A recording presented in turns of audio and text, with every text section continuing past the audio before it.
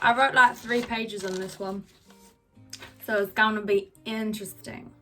Hi everybody and welcome back to my channel, where I'm back with a talking video because I've just been doing freaking workouts the last 2 weeks, so I'm finally back. You can finally hear me. Hello everybody, nice to meet you. But I think I've just forgotten how to completely talk to people now.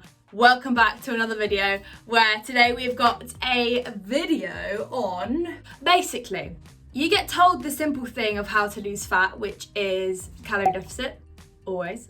But there's obviously going to be a hella load of other factors that are going to be implemented into losing fat. So I'm talking about stuff like how much sleep you get in, your stress levels, freaking alcohol and your hydration, so how much water you're having.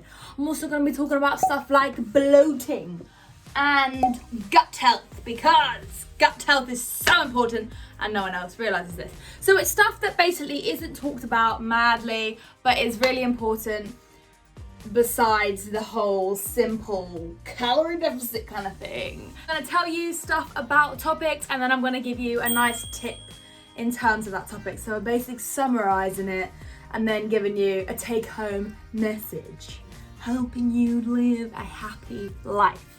Because life is more than just calorie deficit, life is life. So, I really hope you enjoy this video. I'm gonna try and stop clapping. And if you do enjoy it, please make sure you give this video a big thumbs up. And if you are new to my channel, make sure that you are subscribed because, hi! Let's begin.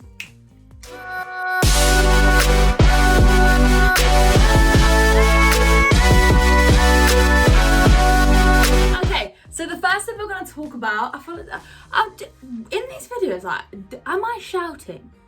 Because I never know if like the phone can hear me, so let me know if I shout. I'm a loud person, it's just me, sorry. First thing we're going to talk about is sleep. So, we all freaking love sleep.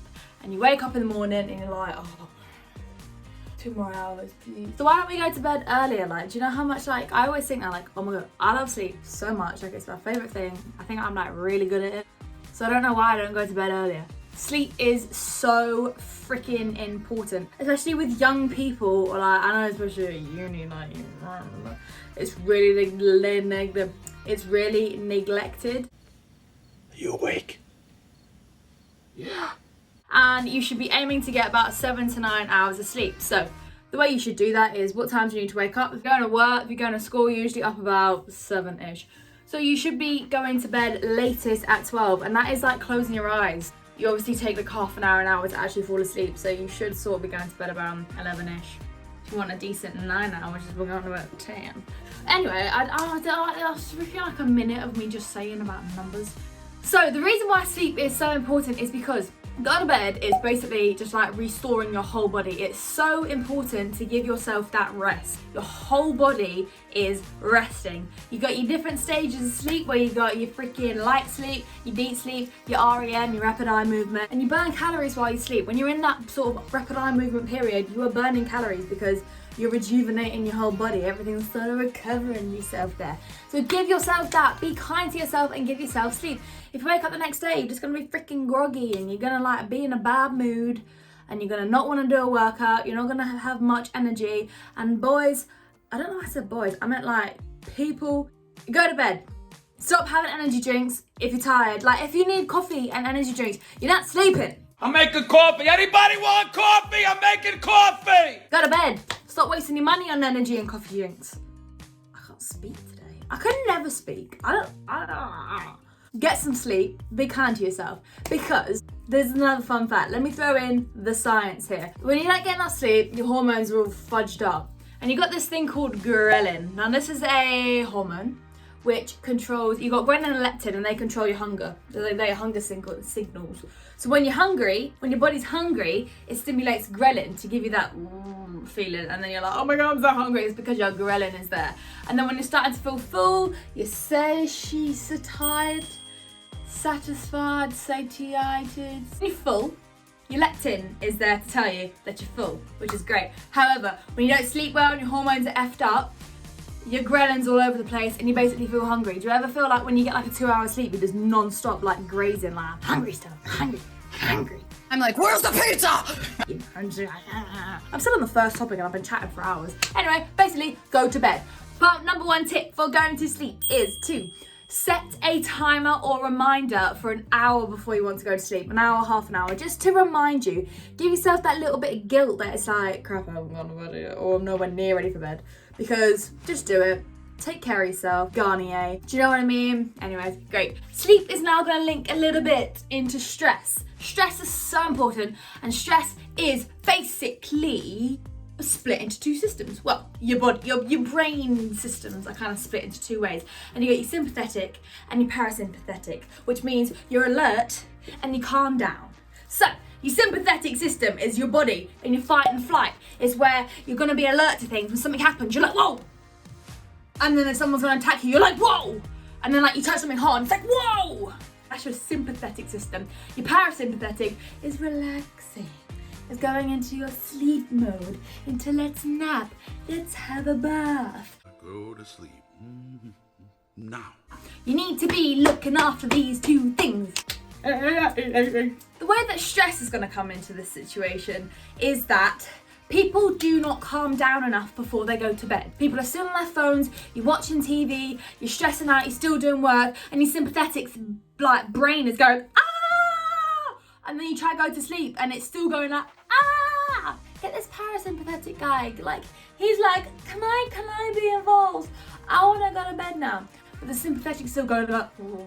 So, get off your phone, get off the TV, get a book, have a bath, meditate, breathe, stare at the wall, stop. Because when you're getting stuff like notifications popping out at you, your sympathetic is suddenly seeing them without you realising. If you're playing games, Xbox, then you're just suddenly like, your sympathetic nervous system is still going on, it's still reacting, and it's still so alert that when you're trying to go back to sleep, when you're trying to wind down, it doesn't want to, and it's going to take you a long time, and therefore it's going to affect your sleep.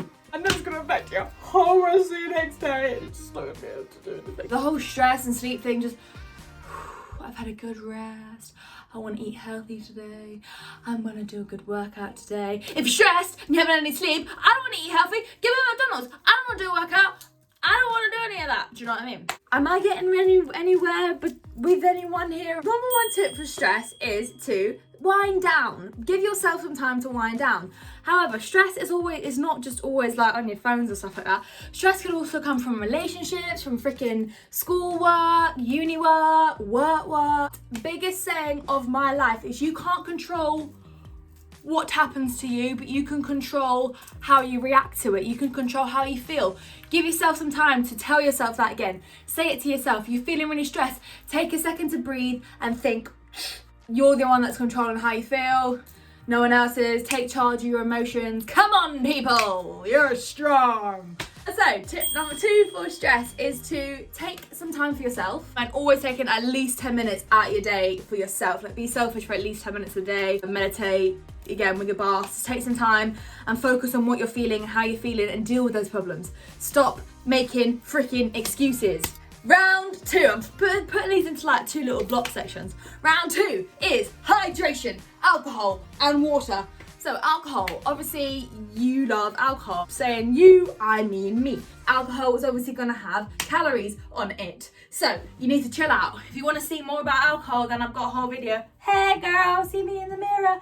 I've got a whole video on alcohol somewhere here about a whole calories worth of alcohol and how to help yourself reducing your calories. But alcohol is obviously going to have more calories in it, and it's just another part of life that you may not be thinking about. You may be thinking about food and exercise, and they're the only 2 things, whereas obviously alcohol is involved. Also, it dehydrates you, so next day you're going to be dehydrated, and this is where we come into water. A lot of people don't get enough water in your day, and when I say water, I mean water, I don't mean fluids. Water would be nice. So I don't mean tea, I don't mean coffee, I don't mean fizzy drinks. I mean water. Do you get enough water? Do you get 2 to 4 litres a day? Do you? Most likely, no. Please make sure that you're trying to get enough water in your body. You need to make sure that you're getting a nice kidney health.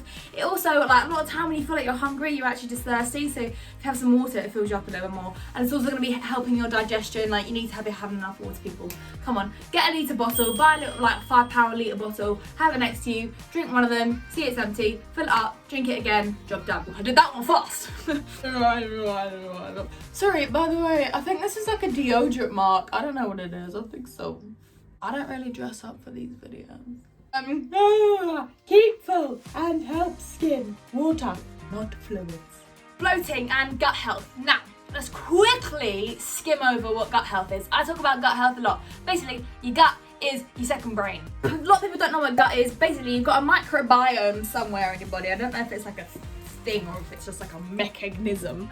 I don't know, people. I'm not an expert. I just know some things. Basically, you got your microbiome, which is just a load of bacteria, good bacteria that's just like, it's what is like controlling the way digestion is. It is what sends out the signals.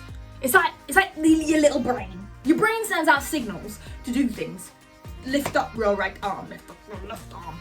Brain. Microbiome is like, digest that bit of food. Don't digest that bit of food. Fart. Poo.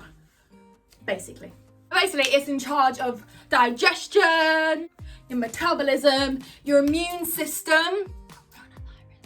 Your brain functions like the way it's functioning, and your moods. So it's your freaking second brain. It's controlling so much, and people don't care about it. People still eat processed foods 24/7 and mess up this microbiome. Basically, you need to give it the food that it likes. So stuff that's good for your gut health, which is tip number 1, fermented foods, fruit and veg, pre and probiotic foods, fiber.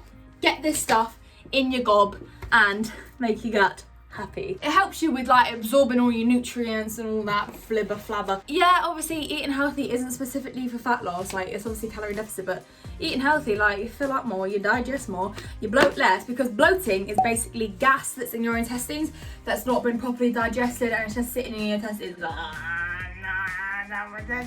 and then you like farting loads and not pooing much. I'm not PC on this one. Final round! Boys, you can say goodbye right now because we're on to the menstrual cycle. Let's get this done in about a minute or a half.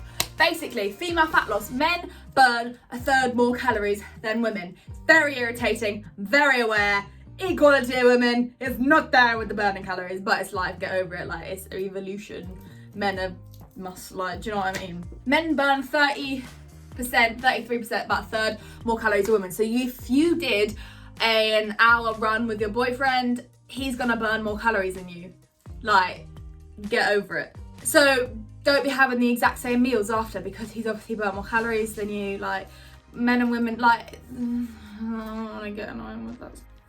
We're built different, okay? It's just something to take into consideration just in terms of like portion sizes if you are like doing stuff like that. But menstrual cycle comes into fat loss because you need to be aware of it, and you need to be aware whether you're weighing yourself, whether you are sort of assessing your moods, or whether you're just like trying to move into life. Like, you need to understand your menstrual cycle, because as you know, a menstrual cycle typically is 28 days. You've got, in the middle, you've got your ovulation phase where your egg is like, woo, I'm ready. And just before your ovulation stage, you've got a little spike in testosterone. So you're like feeling good, you're like fertile, and it's like, come on, boys. And that is your folic something phase. Again, not an expert, but I just know these things. I just don't know the fun fact names. The fun name. And this is just like the good side of your periods, of your menstrual cycle, is when you're feeling good, you get your good hormones going, and this is where you need to take advantage of this, because this is where you're feeling your best, you're in your good days. So if you're doing stuff like weight training, like you may get your PBs in this stage, you may be like feeling great. So come on guys, get your stuff, get your groove on, get going here. Then after your ovulation phase, we're going into your luteal phase, which is the sad phase, where you're coming into your PMS, you're feeling a little bit more crap. And once you start getting into just before your period, you're also gonna start burning a little bit more calories, because your metabolism is increasing a little bit, 100 to 300 calorie wise. So that's where your cravings are coming into this. That's where you feel like you're eating more, but you're not burning that many more calories, so don't take that like crazily, but obviously you're feeling a little bit more crap. So if you're gonna start like getting into fitness, or like doing a workout, or like getting into it, try like doing this side and not on the bad side. Just take that into consideration. If you're in a bad phase, just realise that when you're weighing yourself, you may be a bit more heavier, you may be holding on to a bit more water because you're about to have your pee-pee. Do you know what I mean? It's kind of like that kind of stuff. Anyway, as don't really know if there's anything else to talk about. My video here is 19 minutes. Let me see if I can cut this to like 14. But yeah, that's basically everything that is to be in consideration when losing some fat. I ain't got a clue if you're still with me, but if you are, whee! Okay, that's all. Hope you enjoyed these videos. Yeah, thank you so much for watching. Please make sure you are subscribed if you did enjoy that video, and make sure you give it a thumbs up if you are my friend. I want to be my friend. Thanks, guys. Bye.